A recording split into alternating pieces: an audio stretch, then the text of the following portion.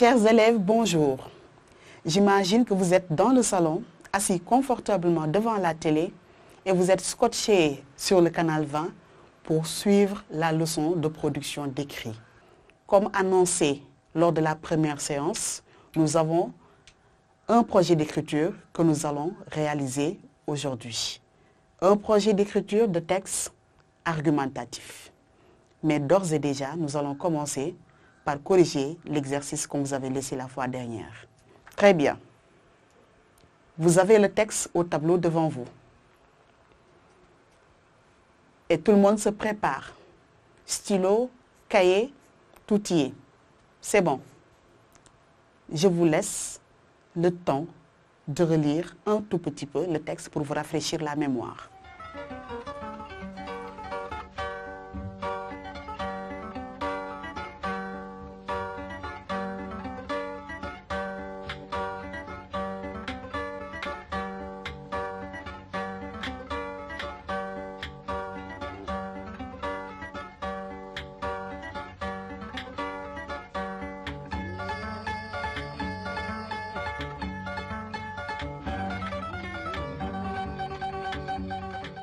À présent maintenant, je m'en vais vous lire le texte à haute voix.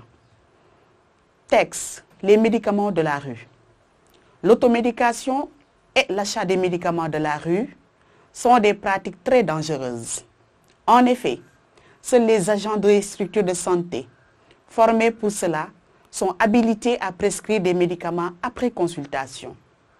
Un médicament peut être efficace, mais on ne doit pas le prendre comme on veut. Et l'automédication ne permet pas de respecter les posologies et les contre-indications. Les médicaments de la rue ne sont pas conservés dans les conditions requises. Et souvent, les vendeurs ne se soucient guère de leur date de péremption. Dans les deux cas, les médicaments peuvent devenir des poisons au lieu d'être des remèdes. Voilà des pratiques à abandonner car la santé n'a pas de prix. Voilà, très bien. Maintenant, après la lecture de ce texte, il y a sûrement encore des mots qui vous causent un peu problème dans la signification. Voilà. Et quels mots vous avez relevés qui vous ont sûrement causé problème dans ce texte-là? Très bien. Rama, tu as dit automédication. Très bien. Que veut dire automédication? Est-ce qu'il y a un parmi vous qui peut lui donner la réponse? Dans ce contexte que nous avons ici, automédication veut dire quoi? Très bien. Est-ce qu'il y a quelqu'un qui peut essayer? Oui, Dienaba, vas-y. Donc, automédication, tu as dit, veut dire le fait de prendre un médicament sans l'avis d'un médecin. Très bien. Sans l'avis d'un médecin ou bien sans l'avis d'un agent de santé. C'est très bien. Quel autre mot encore vous a causé un peu problème ici? Vous avez le mot habilité. Très bien. Si on relit la phrase, qu'est-ce qu'on a? On a dit ici que seuls les agents des structures de santé formés pour cela sont habilités à prescrire des médicaments après consultation. Donc, habilité ici veut dire ce sont les agents des structures de santé qui ont le droit de prescrire un médicament. Et souvent, comment ça se passe ici à la maison? Souvent, quelqu'un vient te dire, voilà le médicament qui m'avait soigné, donc moi aussi, je te conseille de le prendre. Et ça, c'est pas bon. Il faut toujours attendre l'avis du médecin. C'est bon. Quel autre mot encore vous avez relevé? Voilà, le mot péremption. Très bien. Et qu'est-ce qui est dit dans le texte? Les vendeurs des médicaments dans la rue ne se soucient guère de la date de péremption de ces médicaments-là. Très bien. Quand vous allez au marché, ou bien avant de consommer une boîte de conserve, par exemple, vous devez regarder une date qui est mentionnée sur la boîte. Et cette date-là indique quoi? Très bien, Rama. Ça indique la date d'expiration. Très bien. La date d'expiration. Date d'expiration, date de péremption. Donc, la date qui est permise pour prendre ce médicament-là. Voilà. C'est tout pour les mots. Voilà. Nous avons grosso modo expliqué les mots un peu difficile. Maintenant, on passe au remplissage de la grille. Parce que la consigne, c'était de remplir la grille en vous appuyant sur le texte que vous avez devant vous. Voilà. Et à côté, vous avez vu la grille qui est vide. Nous allons remplir cette grille-là et vous allez comparer avec ce que vous avez fait pour voir ce qu'ils ont trouvé. Est-ce qu'il y a un titre dans ce texte? Très bien. Le texte est bien titré. Et quel est le titre qui va nous donner le titre? Très bien, Modou. Donc, il s'agit, comme titre ici, on a les médicaments de la rue. C'est bien. Maintenant, nous allons passer à l'auteur. Est-ce qu'il y a un auteur dans ce texte? Voilà. Est-ce que nous avons un auteur ici?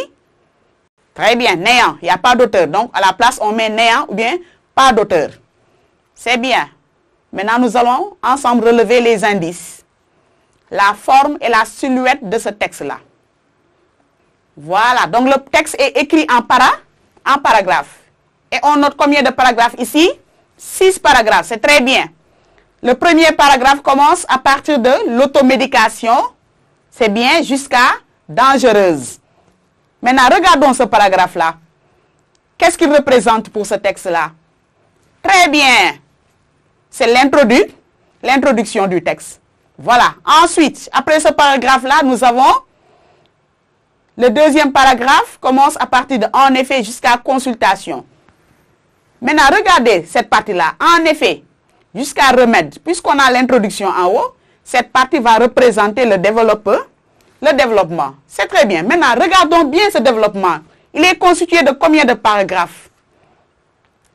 C'est bien, très bien. Il est constitué de 4 paragraphes. Et le premier commence à partir de... Voilà, c'est bien. En effet, jusqu'à consultation. C'est bien. Deuxième paragraphe du développement. Très bien.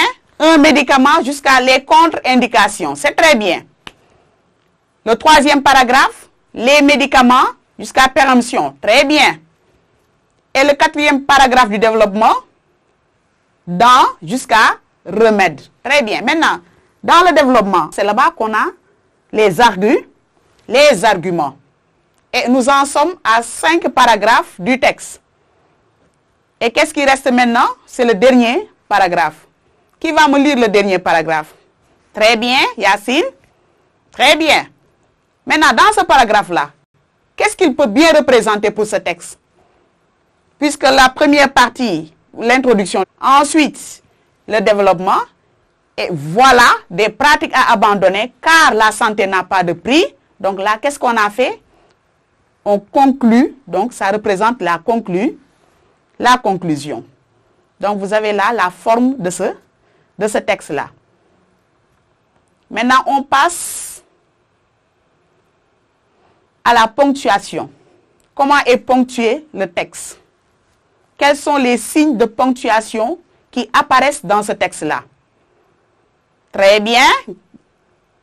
Le point, simple, c'est bien, point tout court. Vous avez aussi la virgule.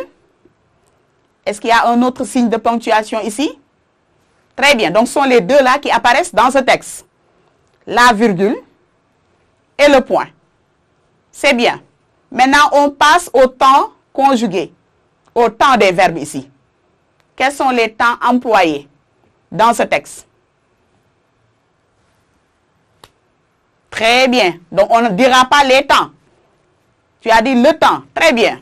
Pourquoi tu as dit le temps? Très bien, c'est ça. Donc, un seul temps ici a été employé dans ce texte. Il s'agit de quel temps? Très bien, Yacine. Il s'agit du présent de l'indicatif. Donc, on va revenir sur l'emploi du présent de l'indicatif. Pourquoi on a employé ici le présent de l'indicatif? Très bien. Très bien, tu as dit? Voilà, on a l'habitude de le dire. Le présent de l'indicatif exprime des actions qui se passent au moment où l'on parle. C'est très bien. Mais est-ce que c'est le cas ici? Voilà. Pourquoi on a utilisé ici le présent de l'indicatif? Très bien. Voilà. Donc, ça sert à exprimer des vérités absolues, reconnues à l'unanimité. Très bien. Tout le monde sait que les médicaments de la rue sont dangereux. Il ne faut pas les acheter. Très bien. Un médicament pour l'utiliser, il faut attendre l'avis du médecin. Il faut attendre que le médecin te le prescrive. C'est bien. On continue. Maintenant, nous allons passer au lexique. Quel est le lexique qui a été utilisé ici? Voilà, les mots qui tournent autour de médicaments. Très bien. Vous avez automédication, c'est bien. Ensuite, agent des structures de santé, c'est bien. Prescrire, consultation, très bien. Efficace, très bien. Ensuite, posologie, c'est bien. Contre-indication, très bien. Poison, remède, voilà, très bien. Donc, vous avez là le vocabulaire adapté pour ce texte-là. Très bien. Ensuite, vous avez aussi les mots liens qui ont été utilisés ici. Quels sont les mots liens? Les mots liens, vous avez en effet, voilà, très bien. Et ces mots liens-là introduisent quoi? Très bien, ça introduit les arguments. Donc, dans le procédé aussi, il y a l'argumentation. Très bien. En effet, voilà, souvent, car, c'est bien. Vous avez car aussi, c'est bien. Très bien. Donc, après les mots liens, on passe maintenant au type de phrase. Quels sont les types de phrases utilisées ici? Voilà, qui va me rappeler les différents types de phrases que nous avons? Très bien, on en a 4. Phrases impératives, très bien. Déclaratives, très bien. Injonctives, très bien. Injonctives impératives, très bien. Et les phrases exclamatives, c'est bien. Mais ici, quelles sont les phrases que nous avons dans le texte? Nous avons des phrases déclaratives. C'est bien. Maintenant, ces phrases déclaratives-là sont à quelle forme? Donc, il y a des phrases qui sont déclaratives affirmatives et d'autres qui sont déclaratives négatives. Et qu'est-ce qu'on a comme illustration ici? Le texte, est-ce qu'il est illustré? Très bien. Donc, nous avons une image. Donc, dans ce texte, on a une image qui illustre le texte, qui montre les dangers de l'achat des médicaments de la rue. En observant l'image, vous voyez naturellement qu'on nous parle ici du danger de l'achat des médicaments de la rue. Maintenant, qui peut me donner le type de texte que nous avons ici? Nous avons quel type de texte? Voilà, très bien. Donc, c'est bien un texte argumentatif.